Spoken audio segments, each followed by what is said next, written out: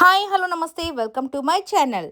ఈ వారం స్టార్ మా పరివారంలో ఉగాది స్పెషల్ ఈవెంట్ అయితే జరగబోతుంది మన స్టార్ మా పరివారంలో.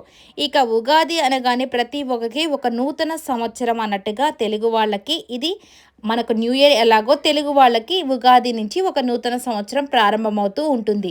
ఇక అలాగే వీళ్ళ యొక్క జీవితాల్లో కూడా ఒక కొత్త మలుపులు తిరగబోతున్నాయి. మీ యొక్క కోరికలేంటి? ఇవన్నీ మన శ్రీముఖి అడగడం జరుగుతూ ఉంటుంది. అసలు వచ్చిన కంటెస్టెంట్స్ ఎవరో ఫస్ట్ చూసేద్దాం.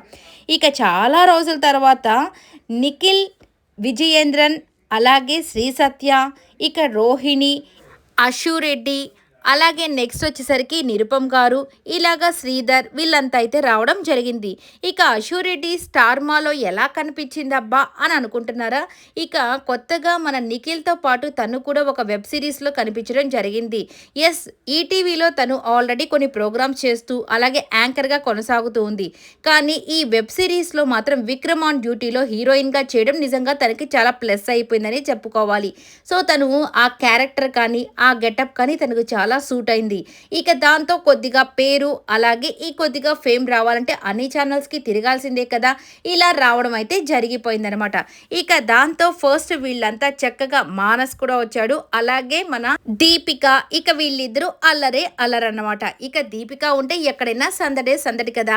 ఇక అలాగే నిఖిల్ అయితే అడుగుతుంది మన శ్రీముఖి, ఎప్పుడు నీ పెళ్ళి ఏంటి? శ్రీ సత్యనే కాదు చాలా మంది అడుగుతున్నారు ఈ ఇయర్ నీ మ్యారేజ్ అంటే కదా అని చెప్పగానే ఇక రోహిణి వచ్చేసి వాడిని కూడా ఈ నీ పెళ్ళి ఎప్పుడని అడుగుతున్నారు, మరి నన్ను ఎప్పుడు అంటే నన్ను ఎవరు అడగట్లేదు అనగాని మన హరి అయితే ఆయనకంటే పెళ్లి వయసు వచ్చింది కాబట్టి అందరూ ఆయన్ని పెళ్ళి ఎప్పుడు అని అడుగుతారు, నీకు పెళ్లి వయసు కూడా దాటిపోయింది కదా అందుకే నిన్ను ఎవరు అడగట్లేదు అనగానే ఇక రే నీకు కూడా పెళ్ళే కలదు కదా, ఇక చూడరా నీకు శాపాలు పెడుతున్నా, నీకు పెళ్ళే కాకూడదని చెప్పి చెప్తూ ఉంటుంది అనమాట. వీళ్ళ ఫన్ అలా ఉంటుంది. ఇక రోహిణి అలాగే హరి ఇక అవినాష వీళ్ళు నిజంగానే సూపర్ కమెడియన్స్ అని చెప్పుకోవచ్చు. వీళ్ళు ముగ్గురు కలిస్తే ఇక ఇమ్మాన్యుల్ కూడా కలిసి ఉంటే ఇంకా సూపర్గా ఉండేది. బట్ ఈసారి తననైతే పిలవలేదేమో.